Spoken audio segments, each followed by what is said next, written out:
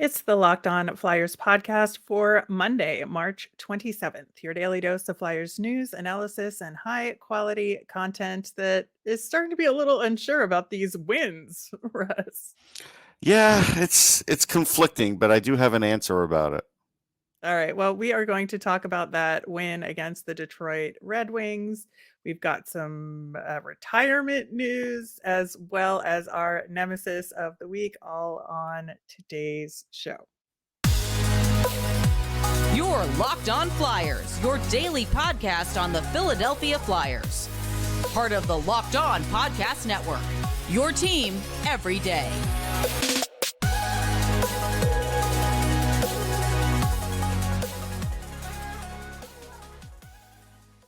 Hey there, I am Rachel Donner. You can find me on Twitter at rmiriam. I'm here as always with Russ Cohen, who is on Twitter at Sportsology. Thanks for making us your first listen every day. You can follow the show on Twitter and Instagram at Locked On Flyers. That is where you can keep up to date on all the Flyers news and our latest episodes. You can also email the show at lockedonflyers@gmail.com. You can also subscribe or follow for free on YouTube or wherever you listen to podcasts to get the latest episode as soon as it's available here on the Locked On Podcast Network, your team every day. Russ, man, a lot of stuff going on in and around the Flyers orbit in the past week or so. I think, the Steve Coates retirement announcement was hmm both surprising and unsurprising at the same time. It's like, yeah, of course he deserves a retirement. But he just feels like one of those guys that you expected to be with the team forever.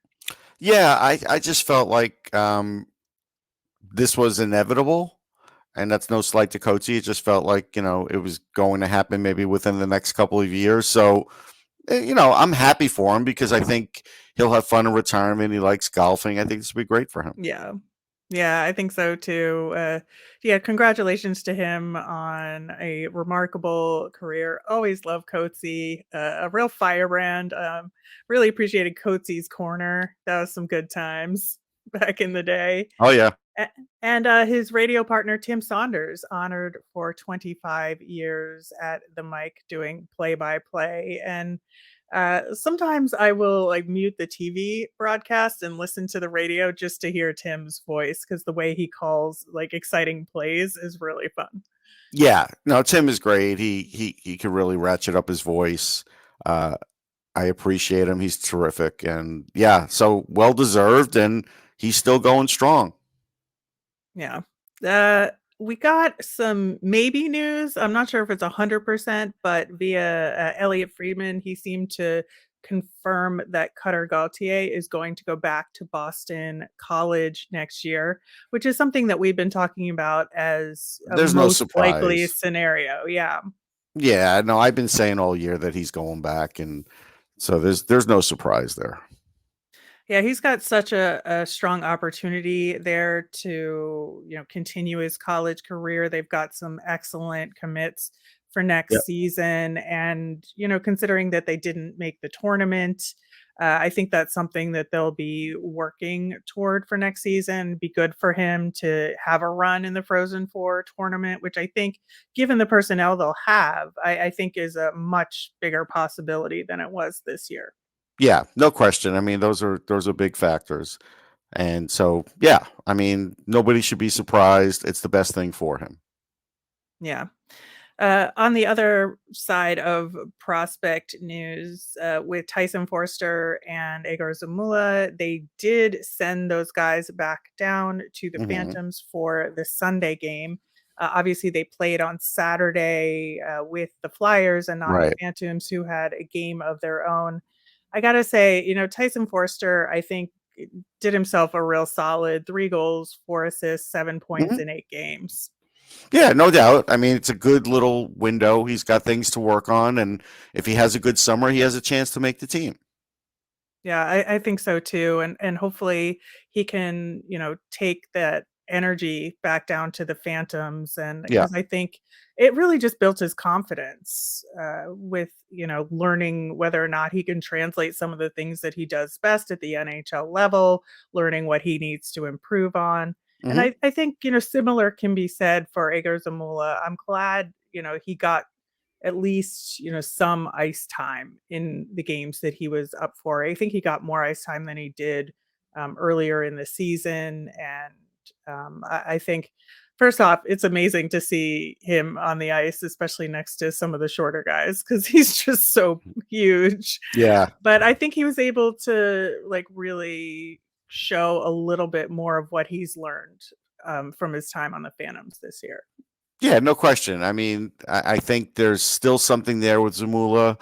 Uh, it's not so much that there's going to be a lot of offense there now, but he's a good puck mover. He makes good decisions. He's a good passer, so he can get some points.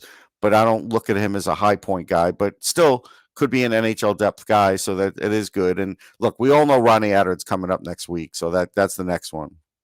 Yeah, hopefully we'll have more of the same results. In the meantime, Emile Andre made his Phantoms debut on Saturday. We'll get more into it on tomorrow's show for Phantoms Tuesday, but he did get his first AHL point. It was a secondary assist on a power play goal that Anisimov scored. And I have to say, not to save all of it for tomorrow, but with Andre being a smaller guy, watching the celebration circle when Anisimov scored and the height differential between Yeah, Anisimov and Andre was just hilarious.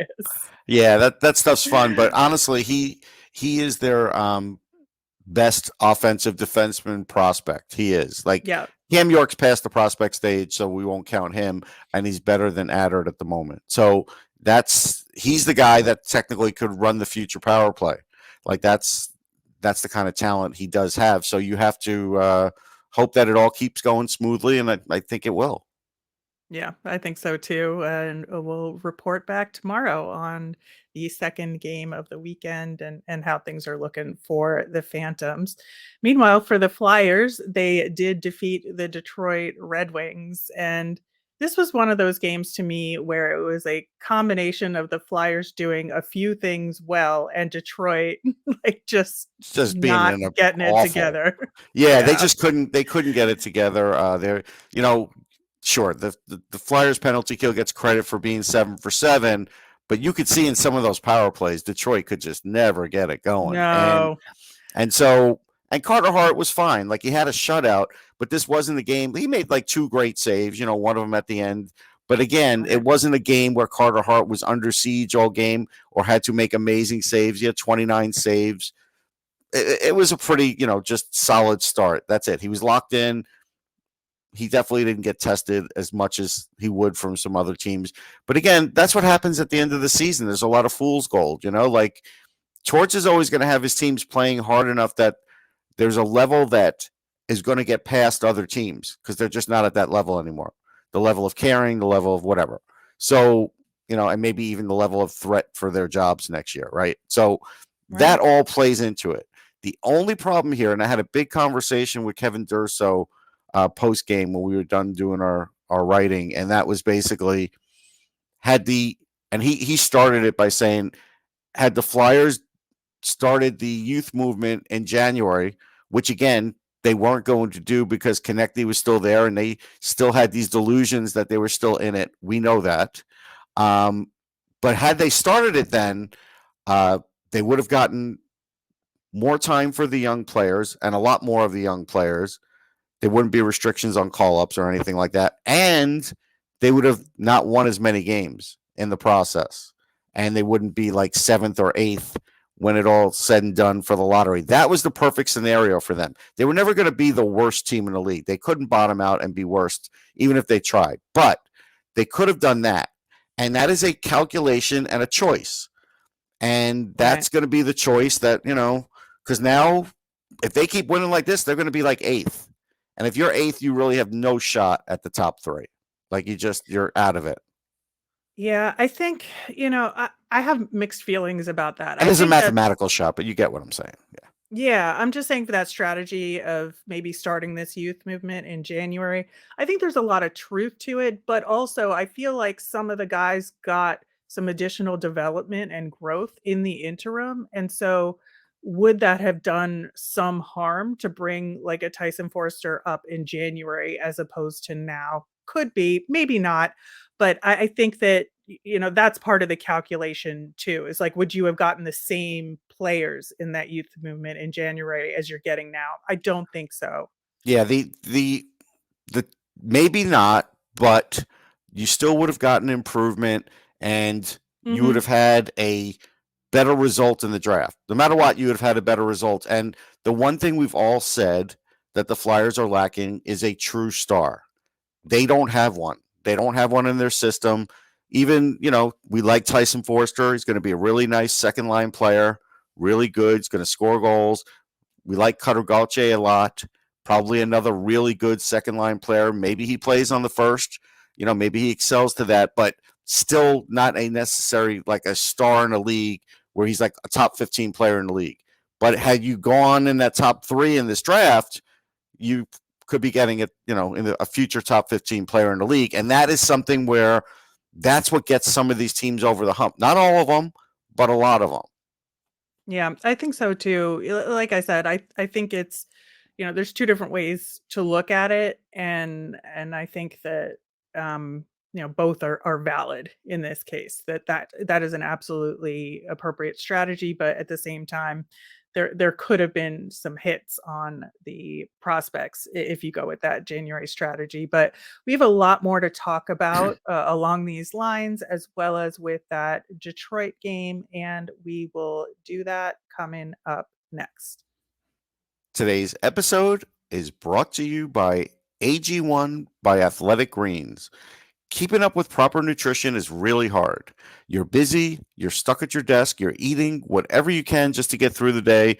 But what if you could start your day with the ultimate daily nutritional insurance? With a scoop of AG1 and a glass of water, you could do just that and absorb 75 high quality vitamins, minerals, whole food source superfoods, probiotics, and adaptogens to help start your day right. Athletic Greens was created when the founder experienced a ton of gut health issues and ended up on a complicated supplement routine to recover. It cost him $100 a day, which isn't sustainable. He created Athletic Greens after experiencing how difficult it was to create an optimal nutrition routine on your own, all for around $3 a day. Right now, it's time to reclaim your health and arm your immune system with convenient daily nutrition. It's to make it easy. Athletic Greens is going to give you a free 1-year supply of immune supporting vitamin D and 5 free travel packs with your first purchase. All you have to do is visit athleticgreens.com/NHL Network. Again, that's athleticgreens.com/NHL Network to take ownership over your health and pick up the ultimate daily nutritional insurance. All right, Russ. So more along these lines for the game against Detroit. I think that obviously we talked about that penalty kill being successful, but the problem is you got to stay out of the box. I mean, Yeah. there were some not great penalties taken in that game, and I think Oh, that you mean like the that's double minor by Tony D'Angelo? yeah, Is that what you mean? to name one. Yes. Or the two that start off the game, like in the first 7 minutes of the game, you already had all those penalty minutes? Yeah. Yeah, and I looked at the minutes, and I think there was like 37 plus minutes of that game played at 5-on-5, which is Yeah, absolutely bonkers. Like it more is. than a whole period of the game was, some sort of power play penalty kill situation. Yeah, it's bad. I mean, and it probably affected them for a little while in the game. Scott Lawn didn't necessarily own up to that, um, but it probably did. Something else that was happening in that game because of that, and also just in general, I noticed that Wade Allison had been getting less minutes, fewer minutes, Yeah. and so this is another trend now that I'm worried about. For him, for even if he's going to play somewhere else. Like I think John Tortorella may be tired of him already based on what he had said about his injuries and this. Still, I would still like to see him be able to finish out the season strong so he can get a job somewhere else. Like that's where I'm at for Wade Allison. Yeah, I can see that. And that's a good segue to talk about ice time adjustments that have been happening. Obviously with this youth movement and trying to get these kids some ice time, other people are getting less ice time. Scott Lawton, who you just mentioned, is Yes. is one of those guys. But he's still quietly going about his business and hit the 40-point mark for the first time in his career, which is really great. And it just got me thinking a lot about the leadership aspect, and the role that he's taken this year. I was kind of skeptical when he was like the one guy that Torts gave the A to, and I was like, seems a little out of place, or why him of anybody. And the more and more this season has progressed, the more I like it. I think that he is, done what's asked of him. He puts forth the effort every game. He does make some mistakes, but at the same time, I think the way he talks about the game is really thoughtful. And I just think on and off the ice, he has turned into a real leader in this locker room. Yeah, I mean, but then just give him the C and give others the A. There is Well, no point to one A. There's no point of that. I will never be behind that ever. right. But I think that like that, that train has left the station. And so this is more looking ahead to Well, next not for next season. year. I mean, Right, that's what I'm saying, is like next year, I think that he should be seriously considered for this seat.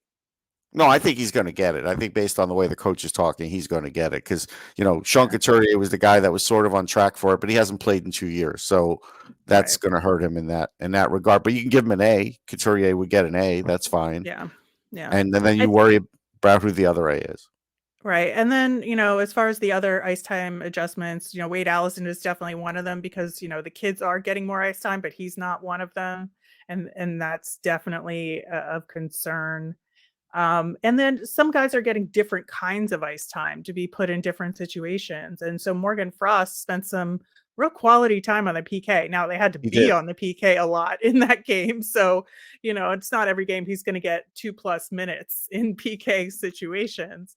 But I do think that, and he talked about it after the game in the locker room. And I thought that, he had a lot of good things to say about, wanting those opportunities and really trying to absorb everything he could from the guys around him, and talking on the bench afterwards and Mhm. asking a lot of questions. And I think that, that's the kind of maturity you want to see from a guy like him.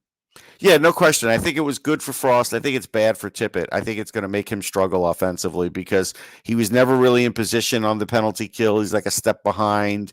He lost the puck a few times in a few bad spots. Mhm. I think keep him off of that. He's got enough worries just trying to hit the net. Like again, he had wide open shot and he missed the net. Those are things that really have to get cured. That's not a bad thing, right? To not put him out there. No, for that's the penalty kill. it's just saying, hey, we think he's good for 17 minutes on the ice. We'd like him in all offensive situations. That's not a negative.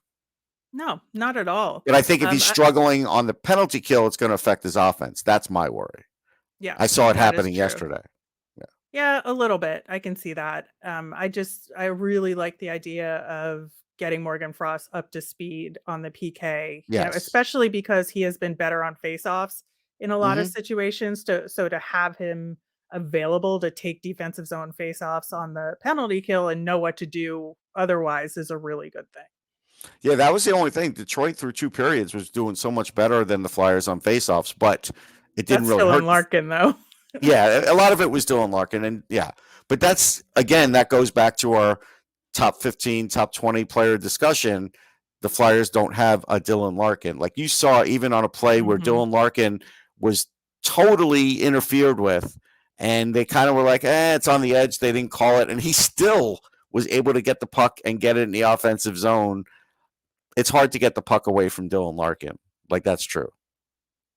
Yeah, it really is. And I do also want to talk about Joel Farabee because his goal streak ended, but I thought he Yes, still looked really good out there and he was did. very highly engaged. And so I don't have any problem with him not getting on the board in this one, No, especially, in the empty net situation.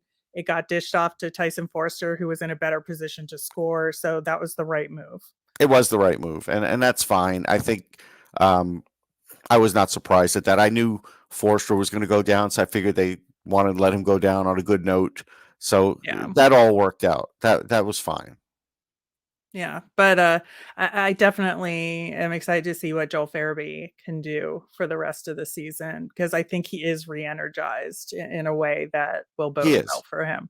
He is, and hopefully he does finish strong. That would be important for him. He does need to have a really kind of different conditioning summer. Hmm.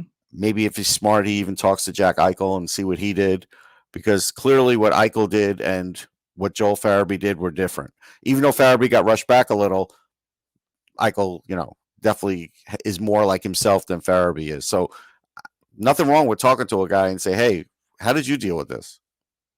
Yeah, I think so too. At least one final note for me. I hope when they bring up Ronnie Attard on the D side that they don't do this 11 forward 7D thing to limit his minutes because I think Ronnie Attard is a different defenseman than Egor Zamula, and I think he needs to be in a regular pairing in order and not in a rotation to I make his agree, time successful. but I could see the first game being 11-7. It's almost a I know. guarantee. I'm just putting it out there into I the know. No, universe. no, I get it. I get it. I do. All You're right. right, but the feelings the other way are too strong. Yeah. All right. We are going to come back in a sec and we are going to name our Nemesis of the week, plus check in on our college hockey prospects. Today's episode is brought to you by Built Bar. Looking for a delicious treat but don't want all the fat and calories? Then you gotta try a Built Bar. I know my goal is to eat a little healthier this year, but I don't want to compromise on taste. And if you're like me, Built is just the thing for you. Healthy is actually tasty. And what makes Built Bars so good? Well, they're covered in 100% real chocolate and they come in delicious flavors like churro, peanut butter brownie, and coconut almond. On the healthy side, they're only 130 calories and 4 grams of sugar with a whopping 17 grams of protein. And now you don't need to wait around to get a box. For years, we've been talking about ordering Built Bars at built.com.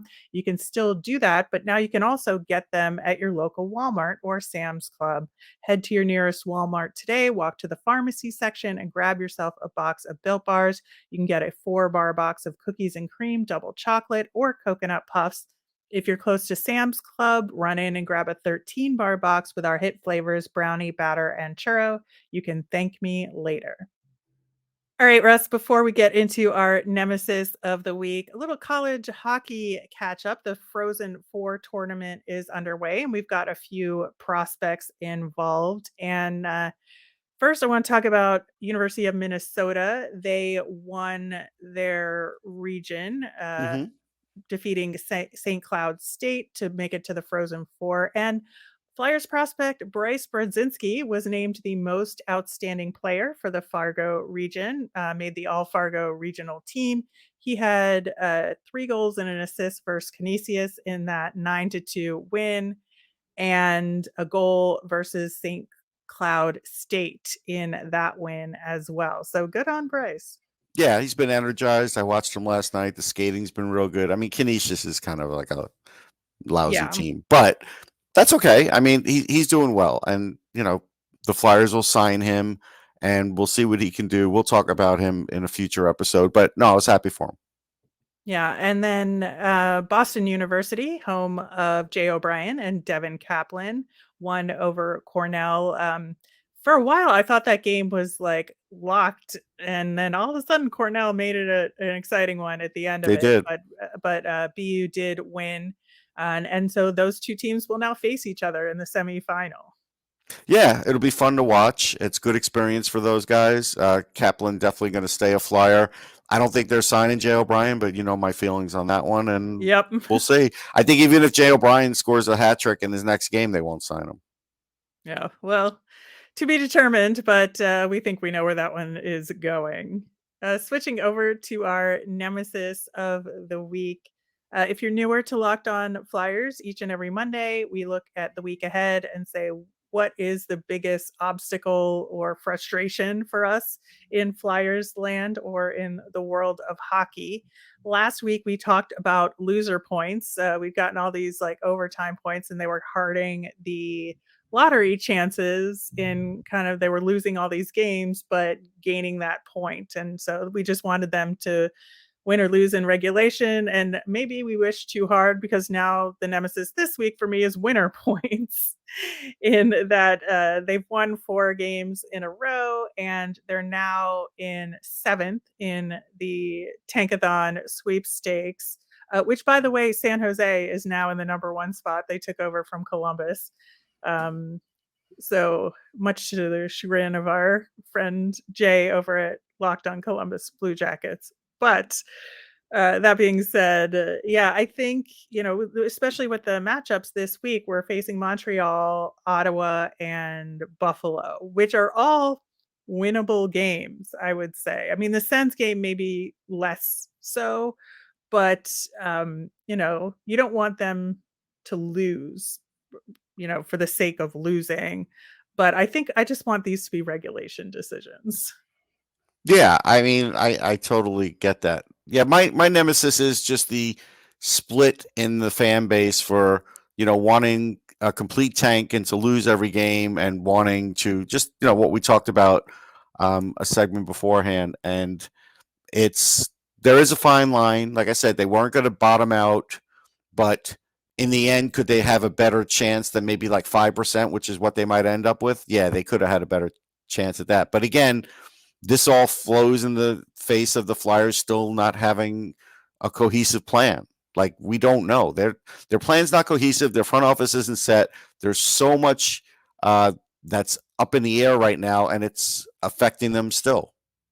Yeah, I think so too. And, I do go back and forth with all of this, because I am like, I just want them to win. If they're going to win, they should win. And I want guys playing well, and I want them, going into the next season with some confidence. But really, Adam Fantilli would be really nice, I mean, I watched him again in Lehigh, and this is at the end of the season. I've seen him for the last 2 years, and now I'm seeing him at the end of the season, and I think he's got as much talent as Austin Matthews. Yeah, I know. It's like not even Connor Bedard. It's like, yeah, it's like, oh, Fantilli is really, really good too. And like, yeah, even moving up to having like the better odds to move up to the 2 slot, I think would right. be just as impactful It on would the be. Flyers. So, yeah, mixed emotions for me here. And I'm not sure what the right answer is, but I know the wrong answer for me, at least, is like purposefully losing games. And I would never That's fine, advocate and I for get that. that. But accidentally losing games, Yeah. Hey, we dropped a few. What are you gonna do? what are you gonna do? All right, that will do it for today's show. We will be back again tomorrow. We're gonna preview the game against Montreal and do our Phantoms Tuesday. There will be plenty to talk about there on that front, with 2 games to dig into. As a reminder, we always want to hear from you. You can tweet us at Locked On Flyers. You can email us at lockedonflyers@gmail.com, or you can comment over on YouTube. I'm Rachel. I'm on Twitter at rmiriam. That's RMIRIAM. I'm Russ. I'm at Sportsology, SPORTSOLOGY. Thanks for making Locked On Flyers your first listen today. Now make your next listen Game to Game NHL. It's every moment, every top performance, and every result. Locked On Game to Game covers every game from across the NHL with local analysis that only Locked On can deliver. It's in your Locked On NHL feed wherever you get podcasts. Have a great day, everyone.